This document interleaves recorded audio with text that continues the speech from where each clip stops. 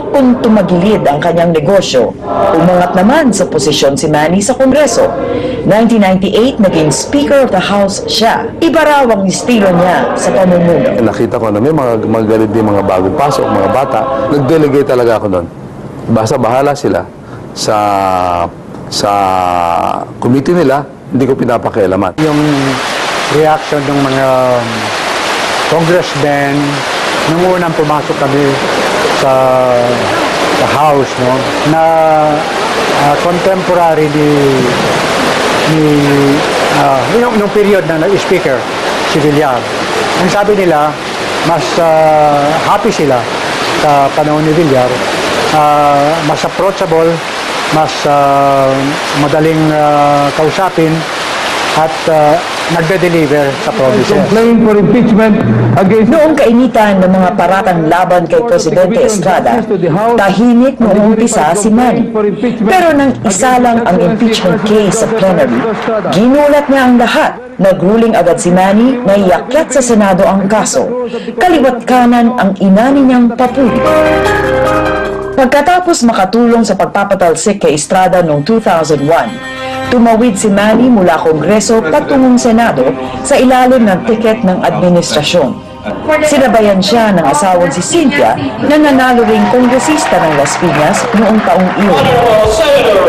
Sa Senado, tumutok pa rin si Manny sa batas na makakatulong sa maliliit na negosyante. Pero may mga ibang mga issue rin siyang dinala. Nasa likod siya ng Anti-Violence Against Women and Children Act, Anti-Trafficking in Persons Act, Barangay Micro-Business Enterprises Act at Overseas Absentee Voting Act. Bilang senador, marami raw OFW sa Middle East ang humihingi ng tulong kay Manny. Mula noong 2006, gamit ang sariling pera, tumulong siya para makauwi ang halos 600 na OFWs. Ang OFW kasi ay simbolo ng ating kahirapan. Kaya lang umalis yung OFW dahil sa mahirap ang ating bansa. Dapat alagaan natin sila. 2007, nanalo ulit si Manny bilang senador sa ilalim naman ng oposisyon. Pangalawa sa may pinakamalaking nagasta sa kampanya, pumangalawa si Manny sa nakakuha ng pinakamaraming boto mula sa OFW. 63% ng mga bumoto sa abroad ay pinili si Manny. Patuloy ang Operation OFW ni Manny sa Middle East. Nitong Agosto, 80 ang napauwi niya. Binigyan niya ng engrandeng homecoming ang mga ito. May siningit pang konting pabaon sa mga goodie packs na bit-bit nila pauwi sa kani-kanilang probinsya. Magbibigay sa inyo ng pamasko nyo. Magbibigay din ako ng isang house and lot para sa inyo dyan.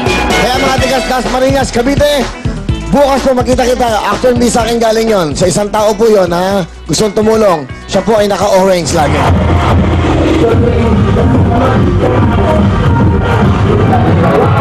Sumunod kami sa Cavite at nakilala namin ang lalaking naka-orange. Manny Villar, ang future president ng Pilipinas!